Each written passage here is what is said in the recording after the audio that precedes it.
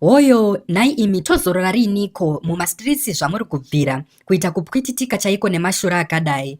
Hanzi chigubhu chakapfuura nepachitungwiza uko kwachakandodliwa huro yese nemagunvoster.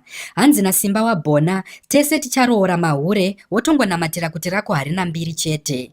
So zviri kunzi mukadzi waHolly10 anova iye Kim aimbodyiwa naVOLTZ. So video iri riri kutenderera rapostwa naQueen Tatelicious. Hanzi rakatorwa a week before Kim naHolly vachata, and there's a twist. Hanzi Holly10 ndiye akatorera VOLTZ bhebhe rake apa Kim achitori nemafeelings pana VOLTZ ende vachiri kutokwirana hameno izvezvi zvapane muchato.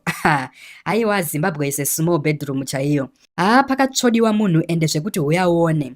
Hanzi naQueen vachinyora zvekuti VOLTZ ane malocks or mabhanzi mumusoro ratove drama. VOLTZ reached out to me saying nhumbu ina Kim ndeyake but Holly10 ada kuba nhumbu yemumwe murume. Botso chairo. Kim told Holly10 that the pregnancy belongs to VOLTZ, but Mordecai said he wants to take care of that baby. Moderinenge dumukwa. Chelsea have Holly10's baby, but iye Holly prefers kupepa mimba yemumwe murume. Aiwa chakachaya mastreets social media.